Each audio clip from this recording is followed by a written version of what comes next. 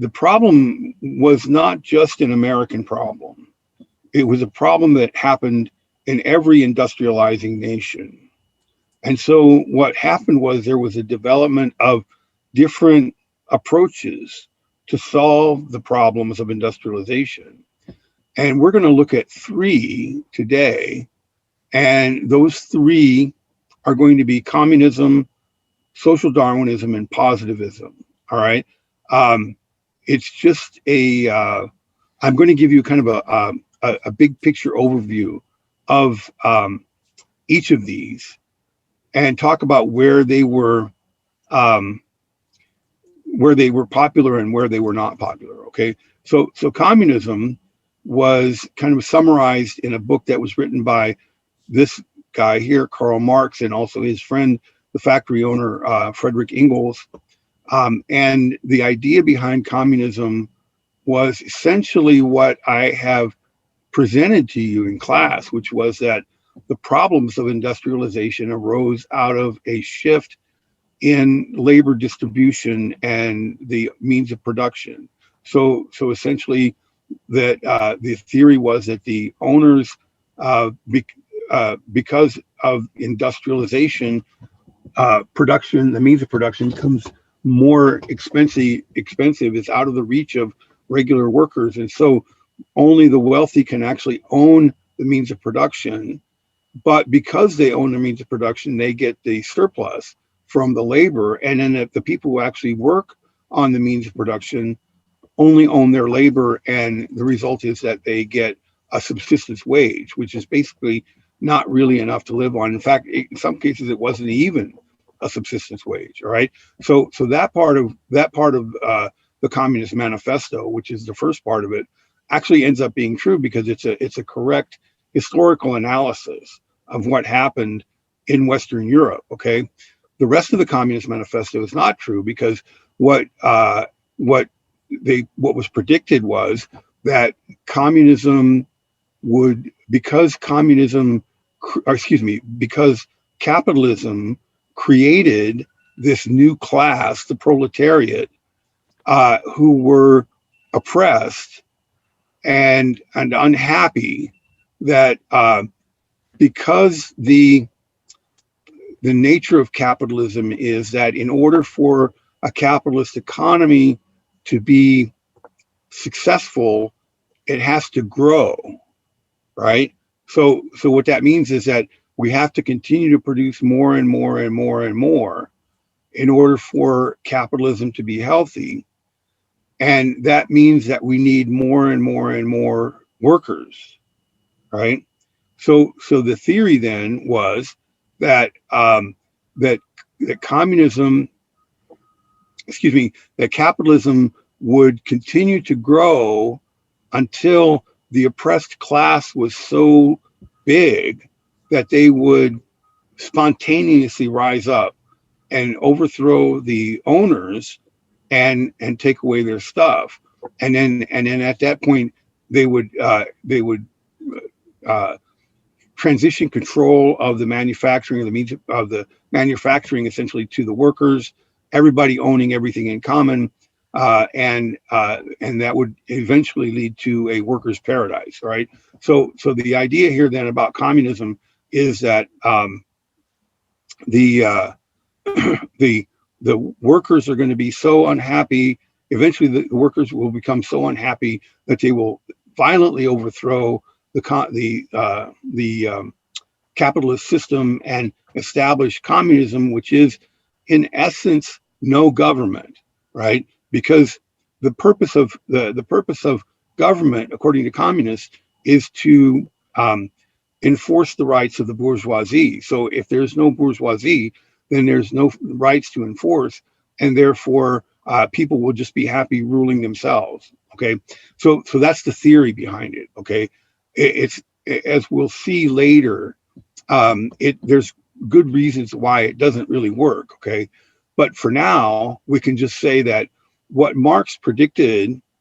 Well, first off, that the Communist Manifesto, or communism itself, was a response to the excesses of the Industrial Revolution, and that the way that it responded was that its prediction was that the industrial revolution would lead to so much social unrest that eventually the workers would overthrow the the means of production, essentially the bourgeoisie, right?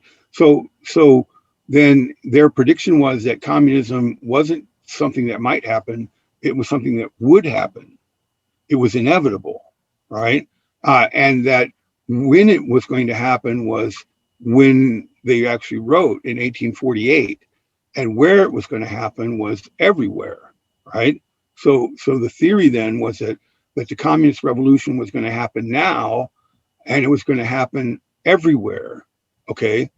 But now we have to ask ourselves, when did the communist revolution actually happen?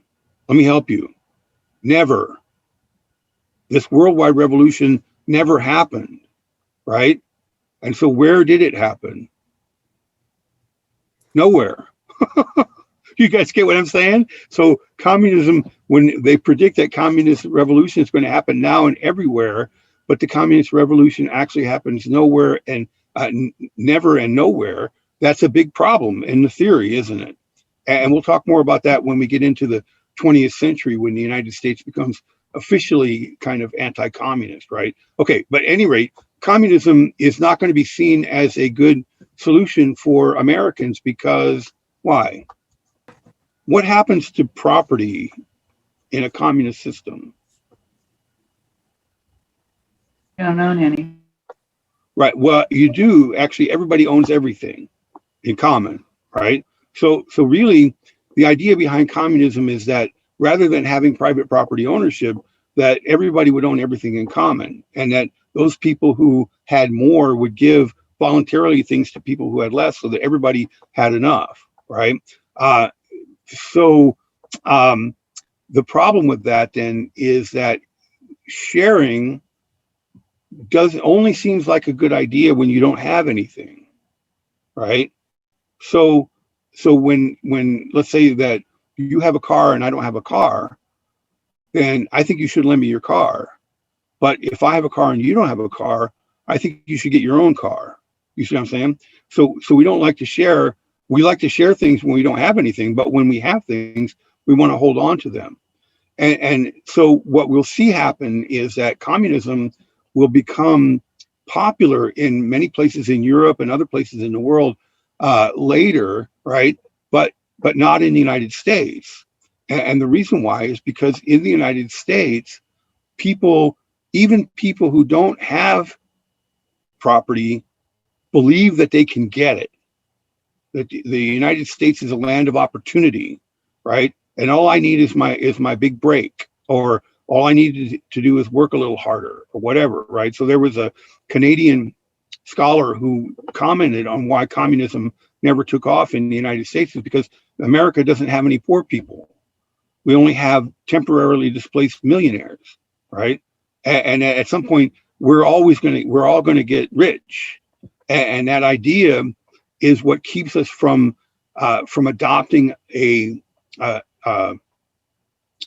concept of sharing everything, because even though I don't have anything now, I might have something someday, and I don't want to have to share it with you. You see what I'm saying? So Americans don't like communism because Americans like stuff.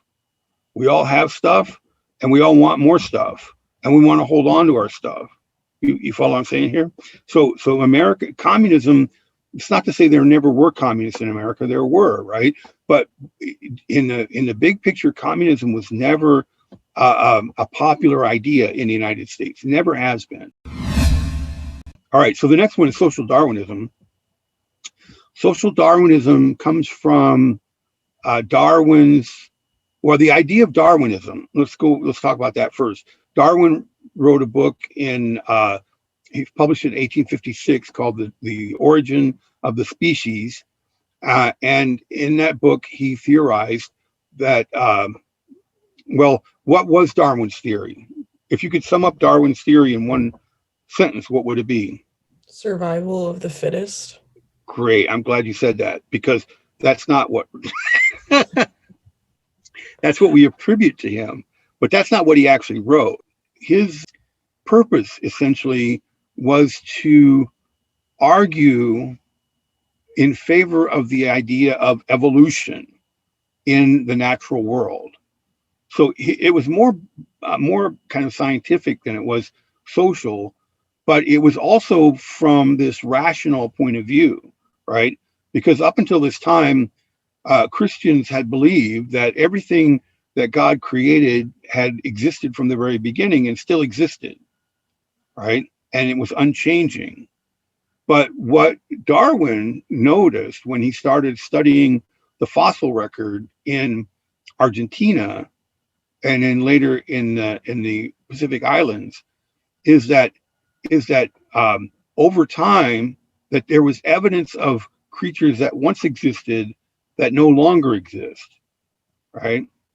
And so his theory, well, first off, that counters the Christian view that everything that exists always has existed, right? But his theory was that there were times when there was a change in environment that caused a crisis in the biological community where some of the organisms adapted to the new environment and the rest of them couldn't adapt and they died out. Okay, so the Darwinist, that's where we get the idea of the survival of the fittest, because we assume that those organisms that survived were the fittest and the ones that didn't survive were not. But that's not what Darwin theorized. What Darwin theorized was that it was essentially random how some organisms survived and some didn't. He called it random selection, right?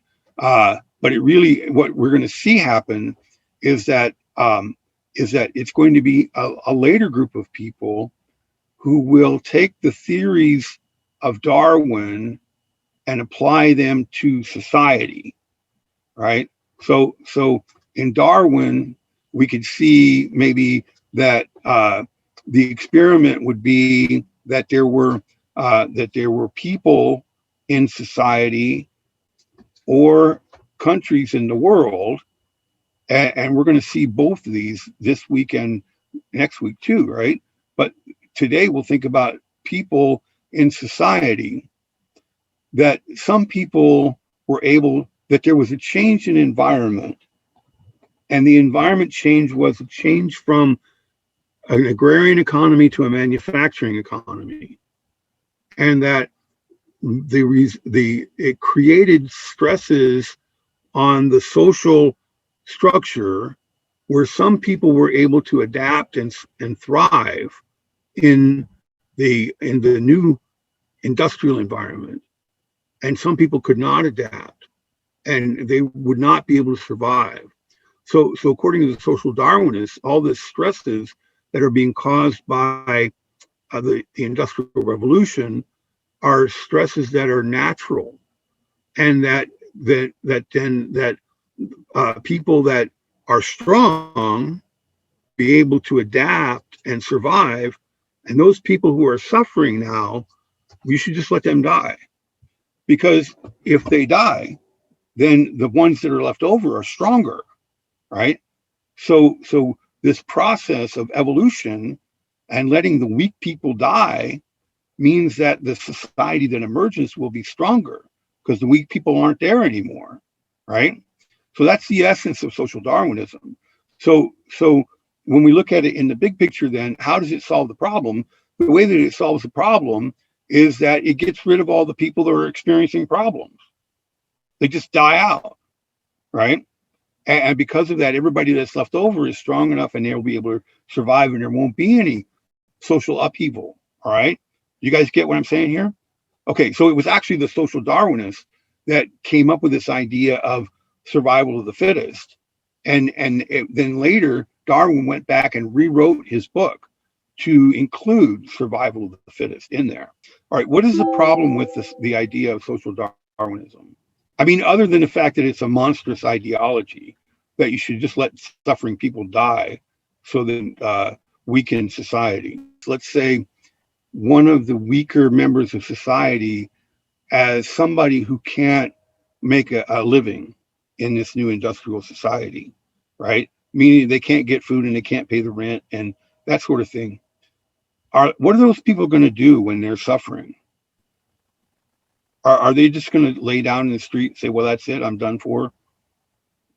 Or what do you think they would do? What would you do Riot. if you could, I'm sorry? Riot. Yeah, exactly. You would cause upheaval, right? So the reality of social Darwinism is that in theory, well, the theory of social Darwinism is that the poor, the weaker section will just die out. The reality of it is that they won't die out quietly, that they'll create a lot more upheaval in the meantime. And so then we may end up with creating the situation that makes Marxist predictions true, right?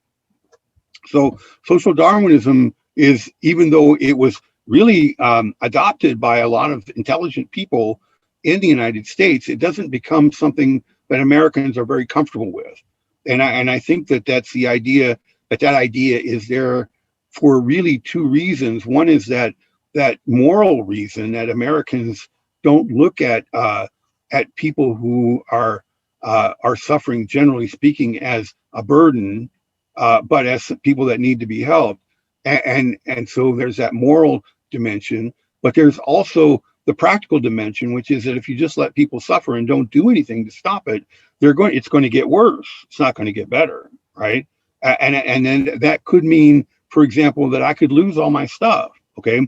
Because there's a new class of people. We talked about already the middle class, the rise of the middle class.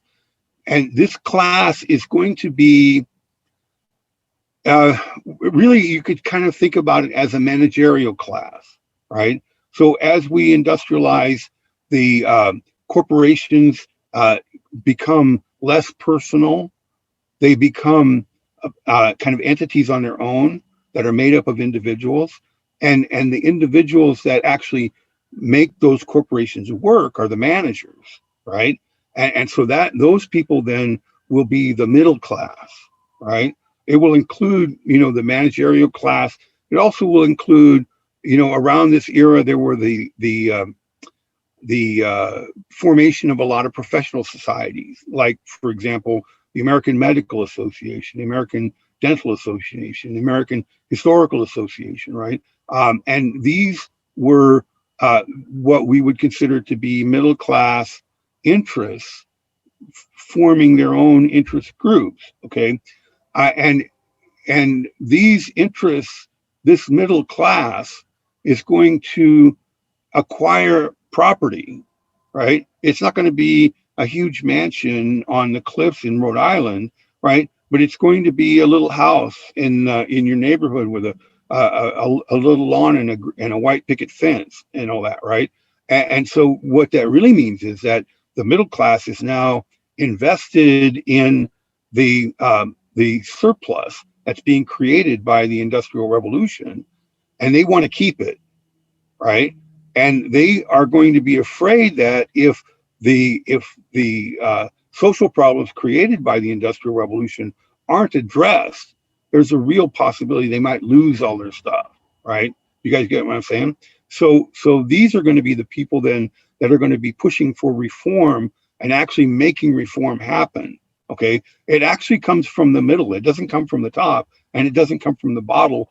A lot of things come from the bottle, but not that. Okay, it doesn't come from the bottom. It comes from the middle. We're going to talk about one other way of addressing social problems, which you probably haven't heard of before, but if you think about it, you're really familiar with it, right? And that's positivism. Okay, so positivism is an idea that was thought up by this guy, Auguste Comte. You may or may not have ever heard of him. He's the guy who theorized that you could consider society as a kind of a scientific environment, right? And that if you put people in society, or you put countries in the society of nations, right, that those people could be managed scientifically, right? So his idea was that you could manage society scientifically into what we call modernization, which we talked about the other day, what that is, right? Industrialization and liberalism. But he was also the founder of the study of sociology. So if you ever had to take that class, this is the guy you're going to blame for it, right? But at any rate, that idea that he had would be adopted. I'm going to give you a historical example, right? That idea that he had was adopted by Mexico, right? Because in Mexico there was a great upheaval actually for a number of different years. But eventually, what ended up happening was that conflict situation in Mexico was resolved by the ascending to power of this handsome gentleman here, Porfirio Diaz, who was president of Mexico essentially for 40 years. Okay, and the idea behind his idea, um, his strategy for rule was that because Mexico was behind and it was behind because of all the warfare that they'd fought, so it wasn't an industrialized, it wasn't a modernized country. And going with the formula that we talked about when we talked about on the first day, the formula was modernize or be colonized, right? He and many other people in the world are working to try to modernize their society so that it doesn't become colonized, right? And Mexico was under threat of colonization, at least on an economic level, which we'll talk about next week, right? By the United States and by Britain and by France, Germany, right? All these different countries that are industrializing, they see Mexico as ripe for exploitation because they have lots of resources and they're not modernized. You follow what I'm saying? So then the strategy was, well, we have to modernize society in order to be able to keep from being colonized. But we also know that that industrialization leads to a lot of social upheaval. So what we're going to do is, rather than just start to industrialize, we're going to manage that industrialization by scientists. And so when Porfirio Diaz comes to power in the 1880s, 1870s, 1876, I think. But anyway, the point here is that the group of people that he appoints to run the nation and to modernize the nation are called científicos, scientists, right? So the idea then is that they're going to apply these scientific principles to Mexican society and economy in order to bring Mexico into modernization so that they will be among the industrial powers rather than among the colonized powers. You guys get what I'm saying? Okay, well, that actually didn't really work out, okay, for a number of different reasons, and we'll talk some a little bit later. But these ideas are going to be popular in many other places, including the United States, right?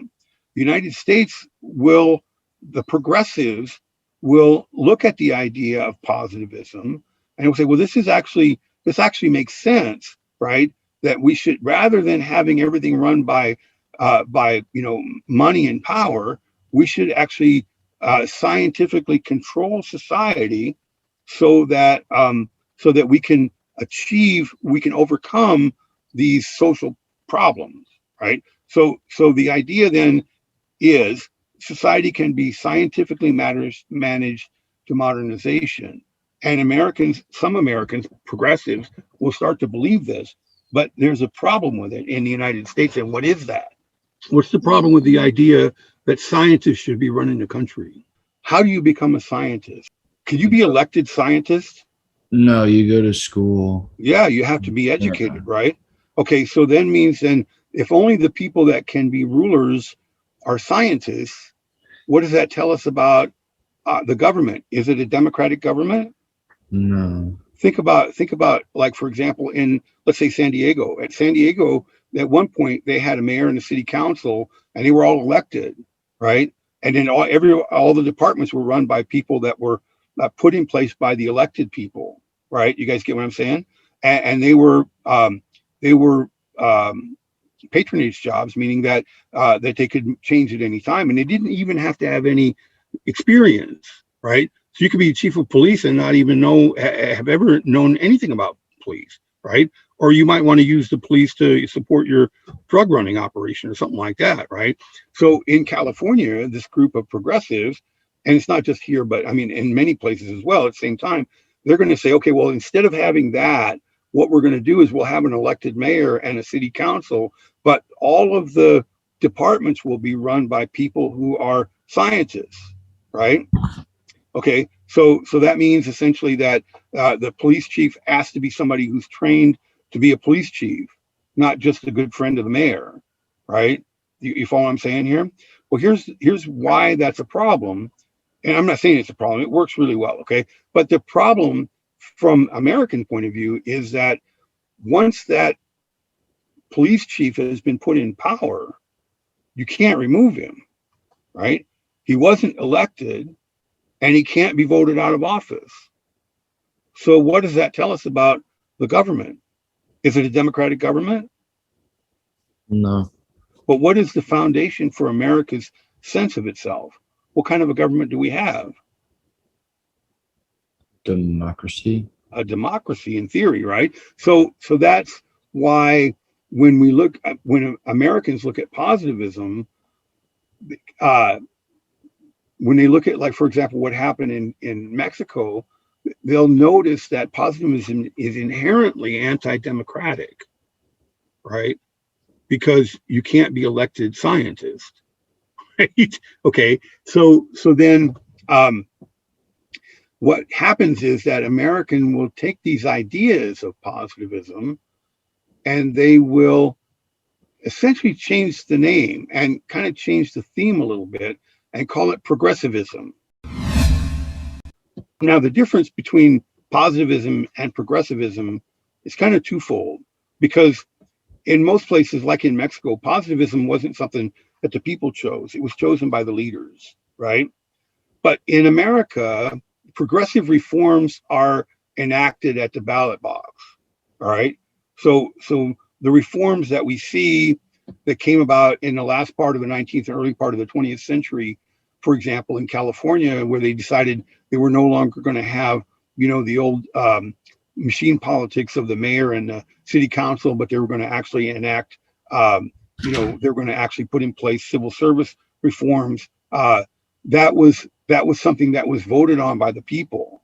The people actually made that happen, right? So it is democratic in a way, but then once those reforms are enacted, that's when it becomes not democratic, right? Because once the police chief is the police chief, you can't get rid of him unless he does something wrong. You know what I'm saying? Questions, comments? You can't just get rid of him because you don't like him, right? Okay, so at any rate, when we look at the reform era in the United States, the reforms are going to be more based on this last idea and not on the first idea, right? So really, both of the first ideas are rejected by Americans because Americans are concerned about being able to keep their property. Okay, basically that's it, right? But positivism, what it does is it allows people to maintain their property and enhances their ability to keep it because of the fact that it does do away with social upheaval. And we'll talk about that in a second.